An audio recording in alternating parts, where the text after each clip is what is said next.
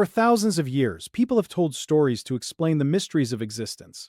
Stories of gods and monsters, courage and betrayal, death and rebirth. Few mythological figures embody all of those ideas as vividly as Sun Wukong, the legendary Monkey King.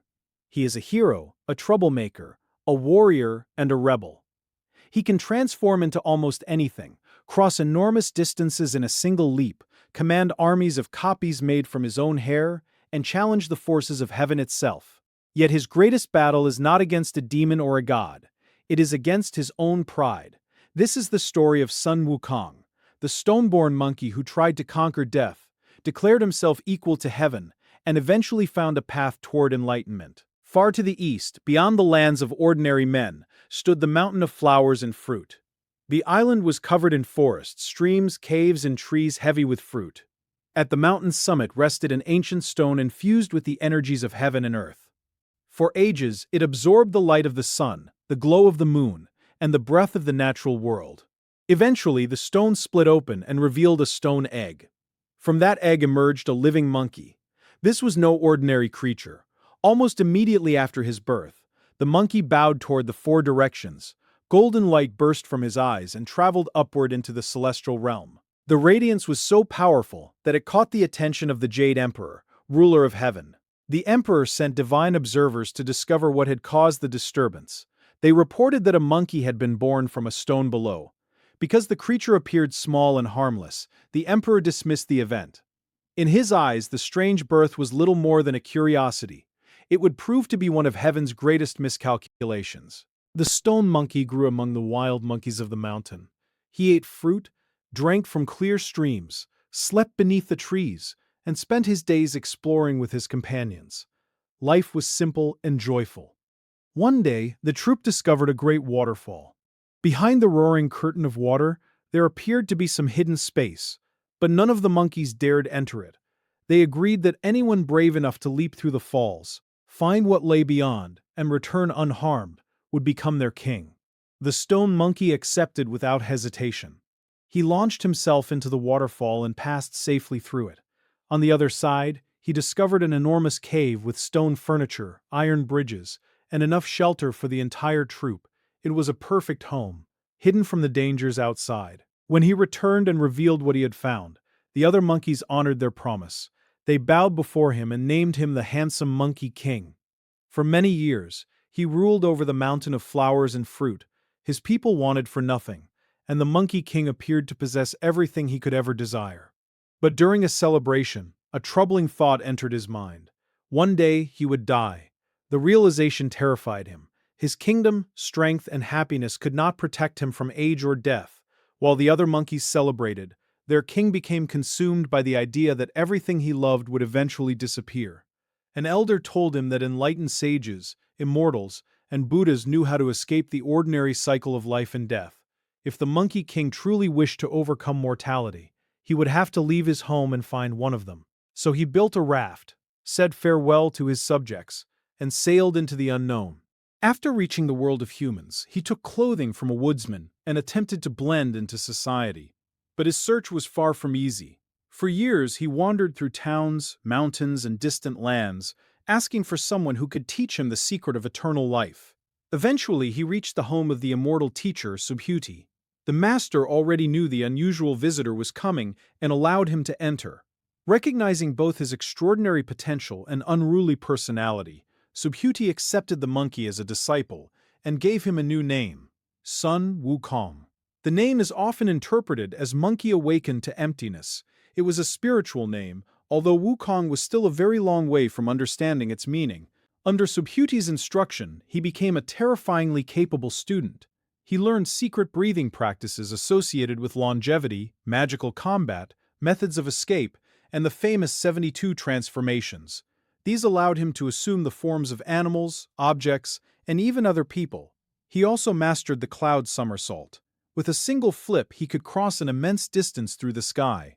Few creatures in any realm could match his speed, but his most unusual power involved the hairs on his body. By plucking one out, blowing upon it and commanding it to change, Wukong could create weapons, objects, or living duplicates of himself. A single monkey could become an entire army. Subhuti warned him to remain disciplined and keep these teachings secret. Wukong, however, loved attention. When the other students asked him to demonstrate his abilities, he transformed into a pine tree simply to impress them. The master was furious. He understood that Wukong's need to boast would bring danger to everyone around him. Subhuti ordered him to leave and made him promise never to reveal who had taught him. Wukong returned to the mountain of flowers and fruit, but his home was no longer peaceful. During his absence, a demon had seized control and terrorized the monkeys. The returning king confronted the invader. Using his magic, martial skill, and enchanted hairs, he produced an army of copies and crushed the demon's forces. His throne was restored, but the attack convinced him that his kingdom needed protection. He trained his monkeys to fight and supplied them with weapons. There was still one problem. No ordinary weapons suited Wukong himself. Swords and spears that seemed heavy to mortal warriors felt like toys in his hands. Searching for something worthy of his strength, he traveled beneath the sea to the palace of the Dragon King of the Eastern Ocean. The Dragon King offered him weapon after weapon, but Wukong rejected everyone. Even enormous blades weighing thousands of pounds felt too light. At last, the Dragon Court showed him an ancient iron pillar stored in the treasury. It had once been used to measure and stabilize the waters. The pillar, known as the Ruyi Jingu Bang, weighed more than 13,000 pounds and bore golden bands around its ends. The moment Wukong approached, the weapon responded to him. It could grow as tall as a mountain or shrink small enough to hide behind his ear. It changed length and thickness according to his command. For the first time, the Monkey King had found a weapon that felt right. He claimed the staff as his own. Then, refusing to leave with only one prize, he pressured the other Dragon Kings into providing him with magnificent armor, golden chainmail, cloud-walking boots, and a phoenix feather cap. Now armed and nearly immortal, Wukong considered himself untouchable. But the powers of the underworld still had his name recorded in their ledgers. One night, agents of death arrived to carry his spirit into the realm below. Wukong awoke there enraged. Had he not trained to transcend death? How could the underworld still claim him? He fought his captors, stormed through the courts of the dead, and demanded to see the registers that determined the lifespans of mortal beings. When the books were placed before him, he found his own name and erased it. Then he crossed out the names of every monkey he could find. With a few strokes of a brush, the Monkey King attempted to remove himself and his subjects from death's authority. His spirit returned to his body, but his actions created chaos across the cosmic order. Complaints reached heaven from both the Dragon Kings and the rulers of the dead. The Jade Emperor considered sending an army to arrest him. Instead, a celestial advisor proposed a different strategy. Rather than fight Wukong, heaven could invite him in, give him an official position, and keep him under observation. Wukong eagerly accepted. He believed the invitation meant the gods finally recognized his greatness. Heaven appointed him caretaker of the celestial horses, a role he interpreted as an important military command. It did not take long for him to learn the truth. His title was among the lowest positions in heaven's hierarchy. To the gods, he was not an honored equal. He was a stable keeper. Humiliated, Wukong abandoned his post and returned to his mountain. There he adopted a title grand enough to express exactly how he viewed himself. The great sage equal to heaven. The declaration was more than arrogant. It was open rebellion. Heaven sent warriors to subdue him, but Wukong defeated them. Divine generals, celestial soldiers, and powerful figures such as Nejha could not force him to surrender.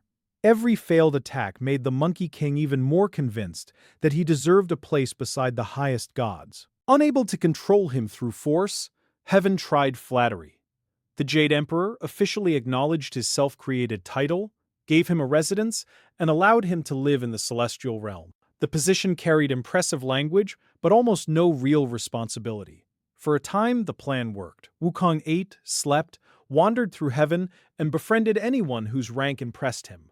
But the gods feared that an idle Monkey King would eventually create another disaster, so he was assigned to guard the garden of the Queen Mother of the West. Its trees produced the peaches of immortality. Some ripened after thousands of years, while the rarest fruit took even longer and granted extraordinary longevity to anyone who consumed it.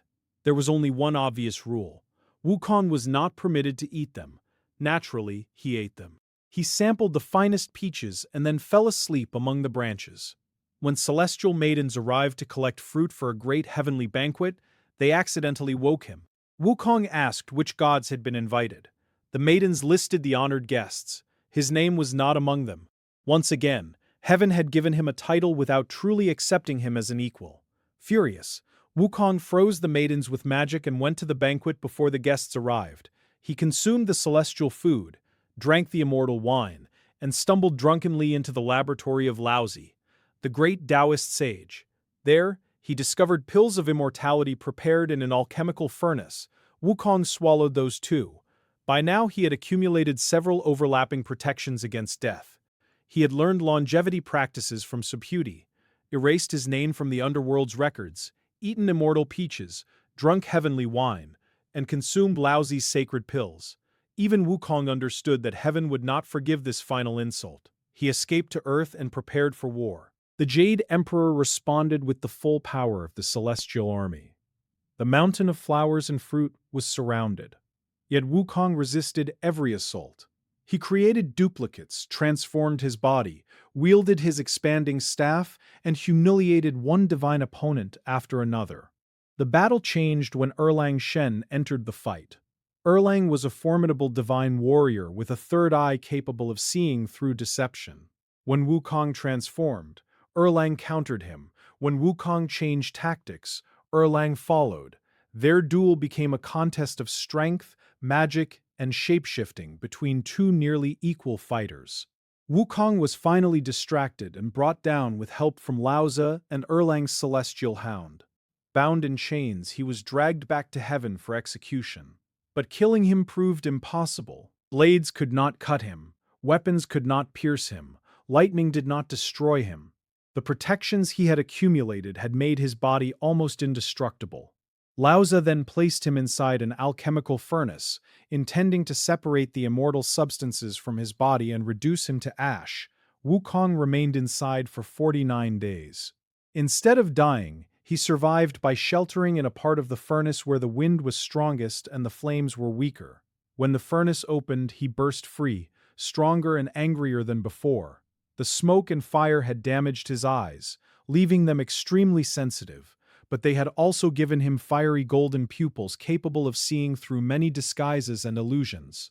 Wukong smashed his way through heaven. The celestial court could no longer contain him, so the Jade Emperor appealed to the Buddha. When Buddha arrived, Wukong boasted that no one could defeat him and claimed he was more qualified to rule heaven than the Jade Emperor. Buddha did not challenge him to a battle. Instead, he offered a wager. If Wukong could leap out of Buddha's palm, he would be allowed to claim the heavenly throne. If he failed, he would have to submit.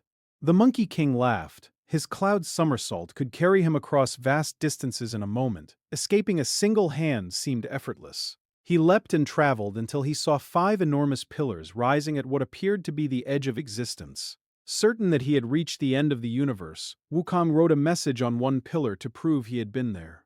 In some tellings, he added an even more disrespectful sign before somersaulting back. He landed in Buddha's palm and demanded his reward.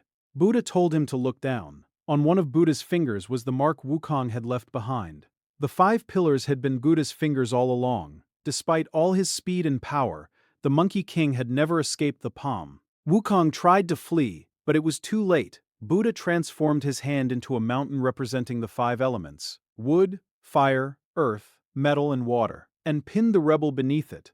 For roughly 5 centuries, Sun Wukong remained trapped. This could have been the end of his story, an immortal troublemaker imprisoned forever beneath the weight of his own arrogance. Instead, it became the beginning of his transformation. The Bodhisattva Guanyin was searching for protectors to accompany a monk on a sacred mission. The monk, Tang Sanzong, also widely called Tripitaka, was destined to travel westward from China to obtain Buddhist scriptures and bring them home.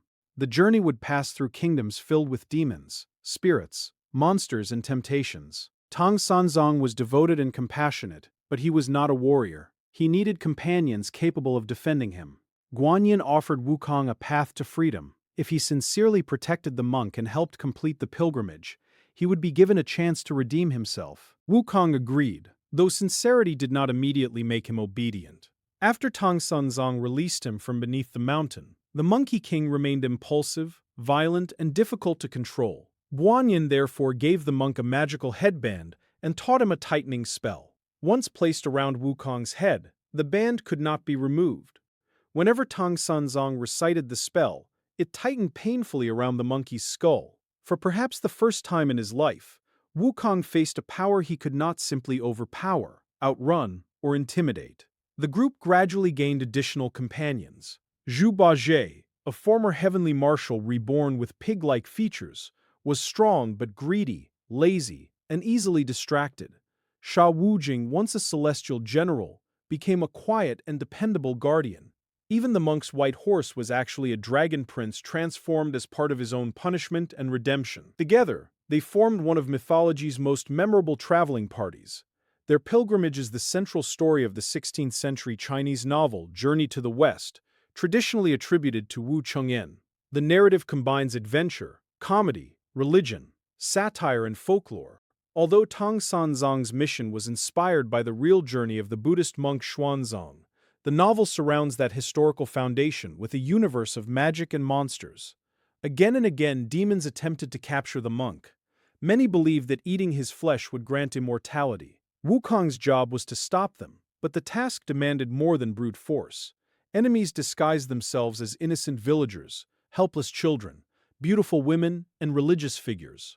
Wukong's fiery eyes often recognized the deception, yet Tang Sanzong did not always believe him. This created one of the story's most important conflicts. Wukong could see dangers that others could not, but his violent reputation made his warnings difficult to trust. Sometimes he struck down a disguised demon and appeared to have attacked an innocent person. Horrified, the monk punished or expelled him, only to discover later that Wukong had been right. One famous example involves the white-boned spirit, a demon that repeatedly disguises itself to approach Tang Sanzong. Wukong sees through each form and attacks, while the demon leaves behind false human remains to make him look like a murderer. Tang Sanzong sends Wukong away, but without his strongest protector, the group quickly falls into danger. Wukong returns when he is needed. That pattern reveals how much he has changed. The earlier Monkey King demanded recognition and abandoned heaven the moment he felt insulted. The Wukong of the pilgrimage is still proud and hot-tempered, but he repeatedly returns to protect his master, even when he has been misunderstood, punished, or rejected. Across the journey, the travelers face trials that test different weaknesses. Zhu Bajie struggles with appetite and desire. Tang Sanzong's compassion sometimes becomes naivety. Wukong must learn restraint, loyalty, and patience. Their enemies are not merely obstacles, they often reflect the flaws the pilgrims carry within themselves. After years of hardship and a legendary series of trials, the group finally reaches its destination and receives the sacred scriptures. Even then, their journey is not quite complete.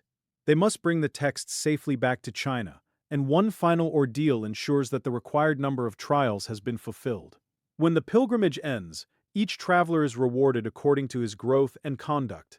Tang Sanzong attains Buddhahood. Wukong, who began as a creature ruled by fear, ego, and rebellion, is granted the title Victorious Fighting Buddha. The painful headband disappears. He no longer needs it. This ending is what makes Sun Wukong more than an invincible action hero. He begins by trying to defeat death through external power. He studies secret magic, erases his name from a ledger, steals divine fruit, drinks celestial wine, and consumes alchemical pills. Every victory makes him harder to kill, but none of them gives him peace. He can conquer armies, yet he cannot govern himself. He can leap across the world, yet he cannot escape Buddha's palm. Only during the long pilgrimage does he begin to master the one force that always defeated him: his own restless mind. Sun Wukong also represents resistance to rigid authority. Heaven's officials repeatedly underestimate him, assign him meaningless titles, and care more about rank than merit. His rebellion is reckless, but it exposes the vanity and bureaucracy of the celestial court. That mixture of legitimate frustration and uncontrolled pride is why he can be both sympathetic and dangerous at the same time. Over the centuries, the Monkey King became one of the most influential characters in East Asian culture.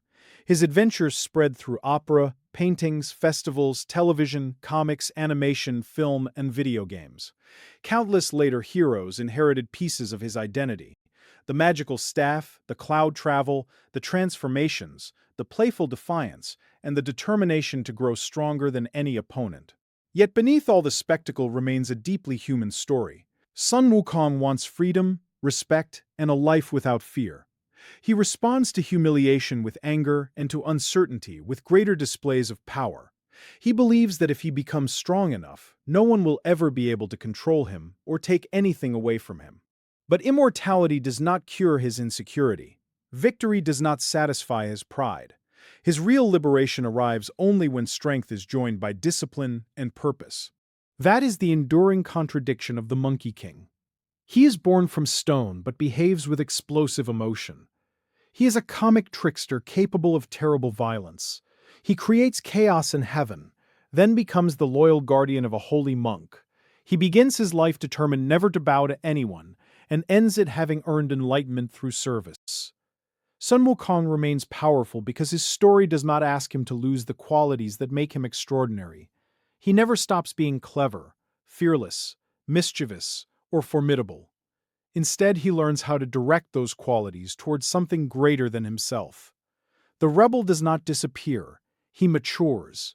And that is how a wild monkey born from an ancient stone became the great sage equal to heaven, survived the wrath of the gods, crossed the world in search of sacred truth, and ultimately earned his place among the enlightened.